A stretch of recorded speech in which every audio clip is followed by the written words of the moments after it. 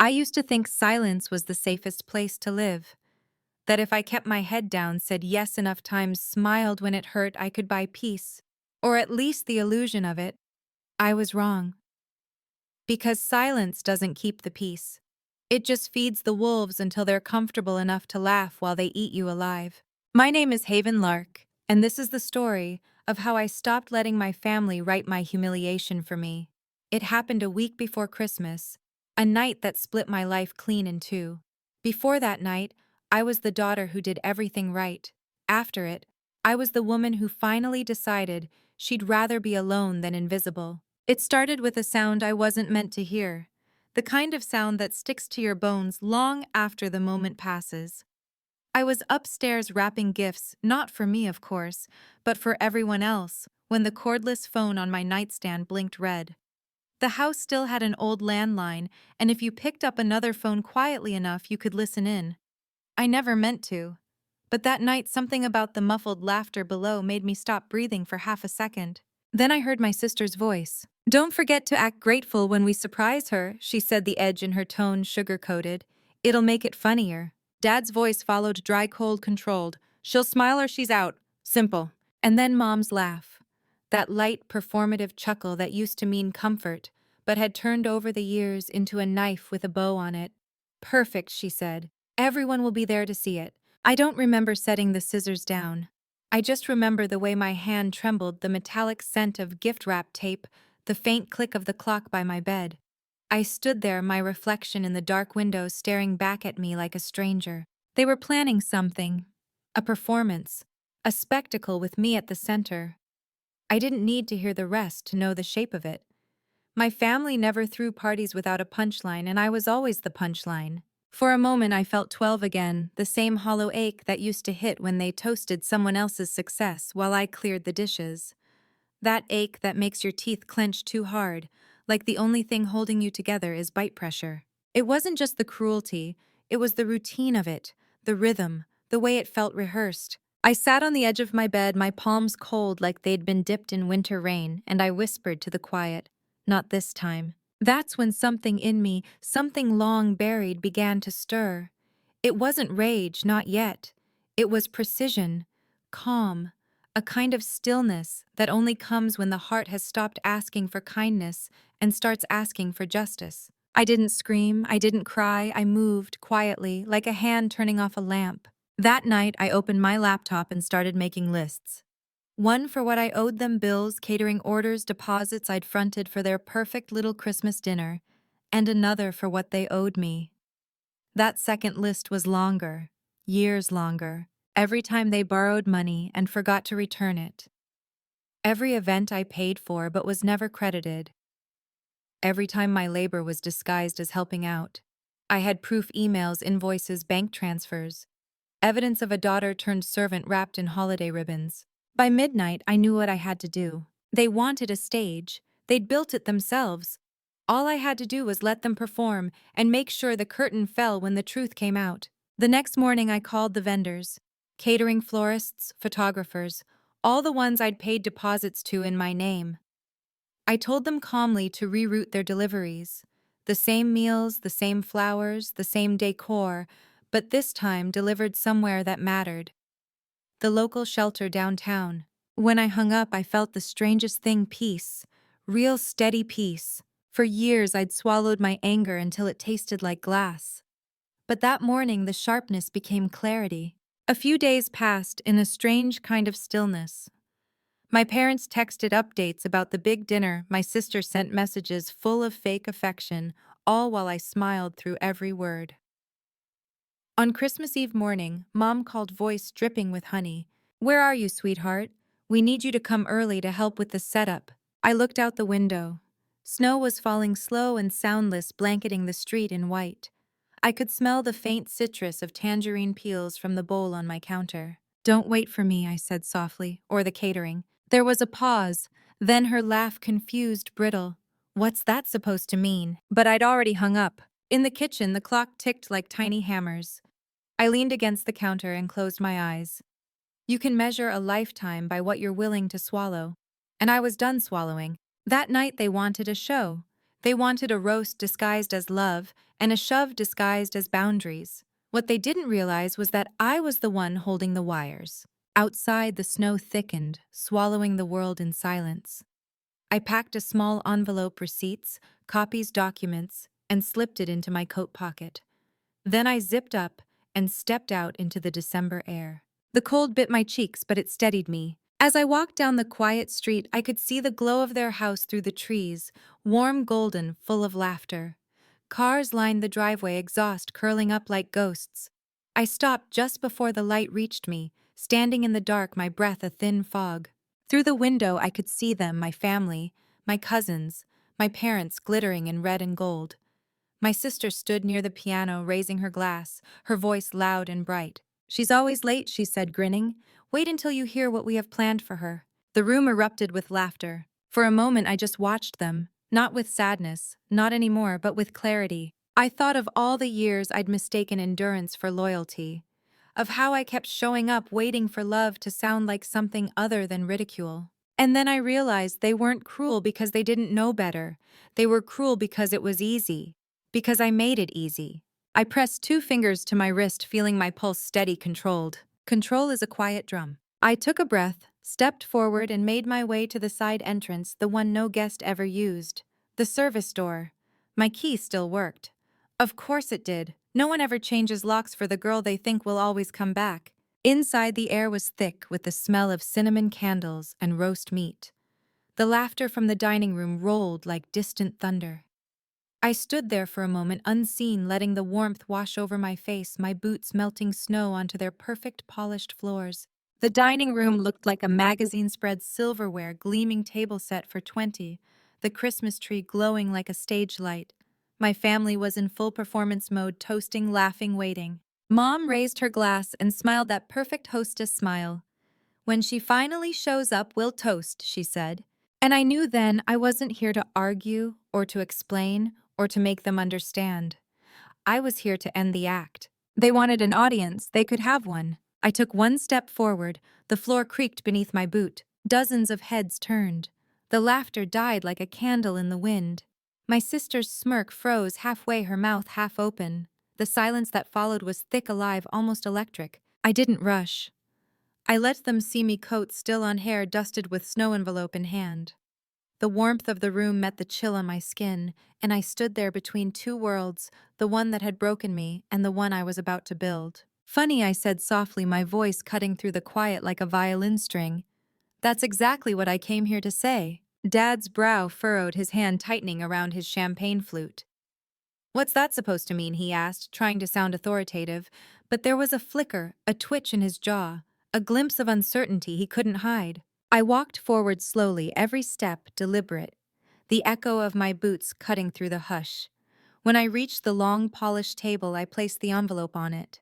The sound of paper on wood was louder than it should have been, like a gavel falling. I slid it toward my mother's hand.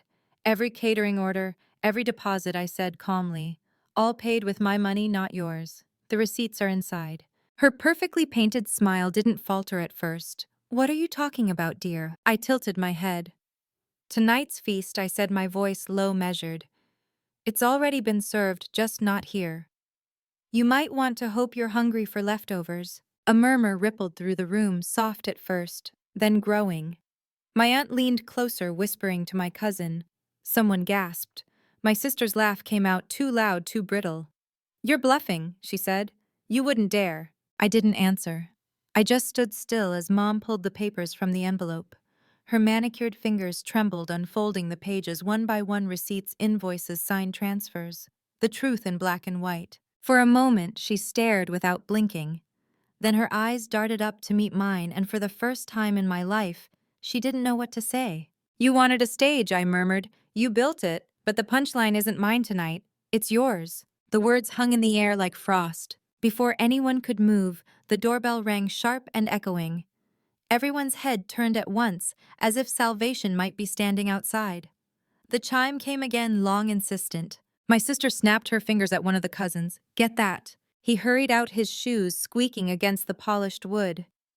A moment later, the front door opened, letting in a gust of icy air, and 3 men in dark coats stepped inside carrying large boxes stamped with a logo no one recognized. "Delivery for the Lark family," one said, his voice even professional. Dad stood quickly, chest puffed, face red. "We didn't order anything," he barked. The men exchanged a look. "It's prepaid," one replied, placing a box squarely in the center of the dining table, right on top of the poinsettia centerpiece, signed for by Haven Lark. Dozens of eyes swung back to me. I smiled faintly, unhurried. "Merry Christmas," I said. Mom's voice cracked. "What is this?" "Your dinner," I replied, tapping the box lightly. "Or what's left of it. Every dish, every tray you plan to serve here has already been delivered to people who actually need it. Tonight the shelters eat like royalty." The room erupted, gasps, whispers, fragments of disbelief. My aunt covered her mouth. My cousin muttered something about the salmon. My sister went pale, then flushed, then pale again. Dad slammed his fist on the table, rattling the glasses. "You ungrateful child!" I met his glare. "No," I said quietly, but every syllable carried steel. "Not ungrateful, unpaid, unnoticed, unwanted until you needed a servant." The silence that followed was deafening. The men in coats tipped their hats politely and left the front door closing with a low final thud. The sound of extinguished candles filled the air as the boxes crushed them, wax melting over gold-rimmed plates. The smell of burnt wick hung heavy. My mother's hand hovered over the box, her chest rising and falling too fast. "You've ruined Christmas," she whispered. "No," I said. "You did that years ago. I just stopped pretending it was something worth saving." My words weren't shouted, they didn't need to be. They slipped into every corner of that shining room, curling around every smug face that had ever looked down on me. Then from my coat pocket, I pulled out a small folded card, a plain white square with a gold seal on the front. I walked over and placed it in front of my sister. She hesitated. For once in her life, she didn't reach out first. My perfect sister, who used to tear open every gift like the world owed her its treasures, stared at the card like it might explode. "Go on," I said softly. "Open it." Her fingers shook as she broke the seal. When she saw what was inside, her face drained of color. This isn't real," she whispered. "Oh, it's real," I said. "Every bill, every charge made in your name, every debt I covered for you while you played princess. All those credit cards, they're gone. Canceled. You'll find out in the morning." A nervous laugh slipped out of her, high-pitched, hysterical. "You're lying. Check your phone." Her breath hitched. She fumbled with her clutch, pulled out her phone, and unlocked it with trembling hands. The glow of the screen lit her face, and then her eyes widened. Her lips parted in a silent, broken gasp.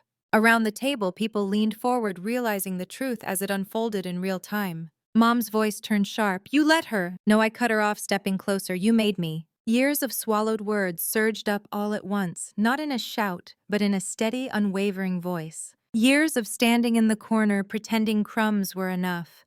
You taught me that love meant servitude, that respect was something I had to earn by disappearing. Tonight was supposed to be my humiliation, a public reminder of my place. But here's the truth. I paused, letting the room feel the weight of silence. I'm not your servant. I'm not your scapegoat. I'm the one who kept everything running while you all laughed. My sister's phone slipped from her hand and hit the floor with a sharp crack. In that sound, that tiny final break, something inside me finally loosened. I exhaled, "Merry Christmas." For a long moment, no one moved. The only sound was the faint hum of the lights and the muffled wind pressing against the windows. Then I turned toward the staircase. Because what I came for wasn't downstairs anymore. I climbed one slow step at a time, the noise below fading into a blur of panic and whispers. Each creak under my boots felt like a punctuation mark. I passed the family portraits lining the hallway, fake smiles, perfect sweaters, the illusion of belonging. When I reached my old bedroom door, I hesitated. The lavender paint was chipped, but still there, the color of a girl who once believed being good was enough. I pushed the door open. The air inside smelled faintly of dust and pine cleaner. Everything was just as I'd left it years ago. My books on the shelf, my cracked snow globe, my trophies arranged like props in a museum exhibit. They had kept my room untouched, not out of sentiment, but out of denial. To them, I had never grown up. I was frozen at 12, obedient, useful, small, useful.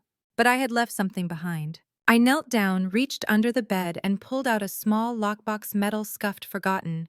The key still hung on the ribbon inside one of my old jewelry boxes. When I turned it, the click echoed in the quiet room like a spark. Inside, beneath a neat stack of folded papers, was my secret. Not bills this time, ownership documents, shares. Years ago, while they were too busy flaunting the business name at family gatherings, I was quietly buying in. Every bonus check, every freelance project, every dollar I saved from doing their unpaid work, I invested it back in the company that carried our last name.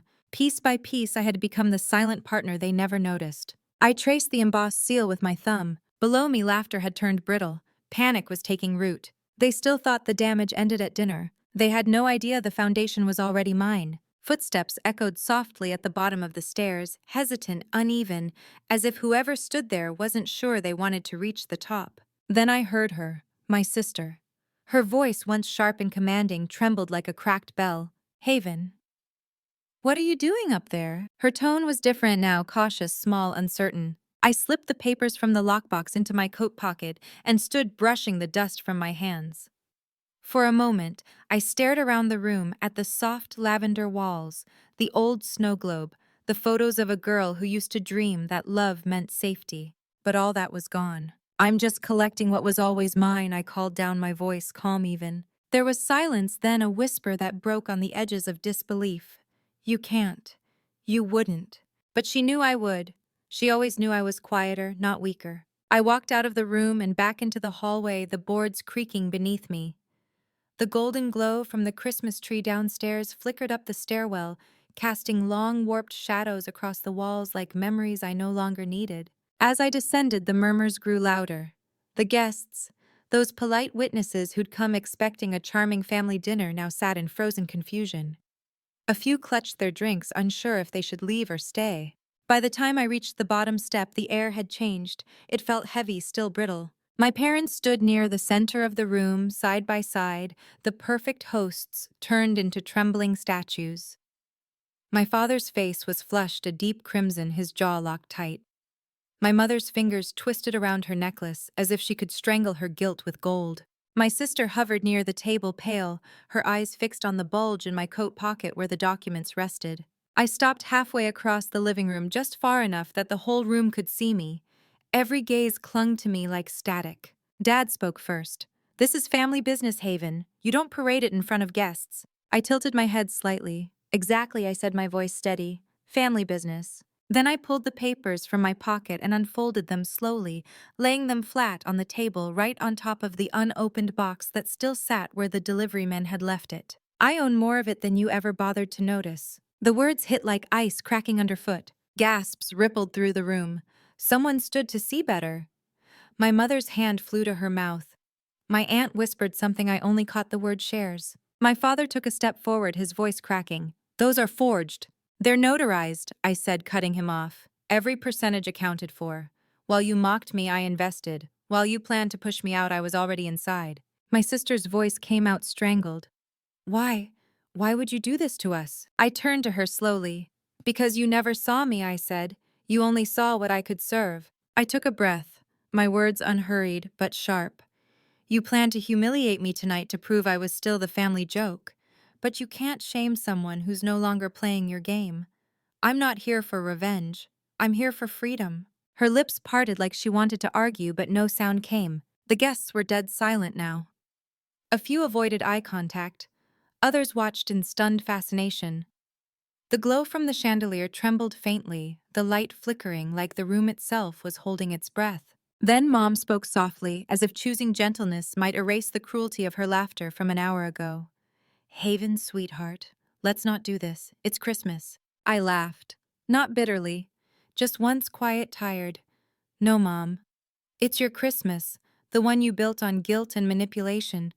Mine doesn't look like this anymore." I folded the papers back up and slid them into her untouched cranberry glass, letting them soak in the liquid until the ink began to blur. Dad's voice rose brittle and desperate. "You'll regret this stunt." I met his eyes. "Maybe," I said softly. "But not as much as I regretted believing I ever mattered here." He flinched, just barely, the kind of flinch men hide behind pride. I turned toward the door, but before I could reach it, my sister spoke again. "Please don't leave it like this." Her voice cracked mid-sentence. I looked at her, this woman who had spent years treating me like her shadow, and for the first time I saw something like fear in her eyes. Not fear of losing me, but of facing herself. I paused. You wanted to break me in front of everyone, I said. Now everyone gets to see the truth. I didn't burn this house down, I just stopped holding it up. The room seemed to exhale, the weight of my words settling into every corner. Guests glanced at one another, torn between sympathy and guilt. A few shifted in their seats, unable to look at my family, at what they'd become when the mask slipped. I walked to the front door and pulled it open. The cold night rushed in, clean and sharp. Snowflakes spiraled through the air, glowing under the streetlight. For a second, I just stood there, feeling the boundary between warmth and frost. Behind me, I heard my mother's voice break. Haven, wait. We can talk. Then my father's bark, angry and trembling. If you walk out that door, don't come back. I smiled faintly. I stopped trying to a long time ago. My sister's voice followed, softer. Please, we didn't mean... But she couldn't even finish the lie. I turned just enough to see them all standing there, the perfect tableau of a family frozen mid-collapse. Mom clutching Dad's arm, Dad glaring with wounded pride, my sister trembling beside them. They had wanted a show, and they got one, only not the one they'd rehearsed. I stepped out into the night snow, crunching under my boots. The cold wrapped around me, clean and merciful. For a moment, I just breathed in and out and felt the world settle into a quiet that wasn't loneliness but liberation. Behind me, through the window, I could see them still standing there, silhouettes against the golden light, trapped in their own reflection. I wasn't angry anymore. I was free. Each step I took away from that house felt like shedding a weight I'd carried my whole life. By the time I reached the end of the driveway, the laughter, the lights, the noise, all of it felt like it belonged to a story I'd finally closed. The snow fell thicker now, softening the world in white. I tilted my head to the sky and let it touch my face. In my pocket, the papers pressed against my side. Not trophies, not weapons, but proof. Proof that I had reclaimed what was mine without becoming them. At the corner, I stopped. The church bells began to ring, distant, echoing 12 slow chimes announcing midnight. Christmas had arrived. Not theirs, mine. And with each toll, I felt lighter, as if the air itself whispered a truth I'd waited my whole life to hear. You are no longer theirs to diminish. That night, I didn't go home. I didn't even check my phone. I just walked. Through streets wrapped in silver quiet, past windows glowing with other families' laughter.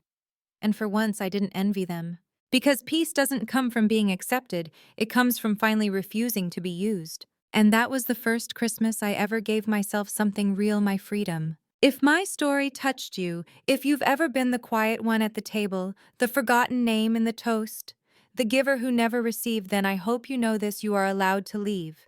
You are allowed to reclaim your story, even if it means walking away alone. If you felt something tonight, please like, share, and subscribe. Not for me, but for every person still finding the courage to step into their own winter and start again. Tell me your story in the comments. I'll be there listening.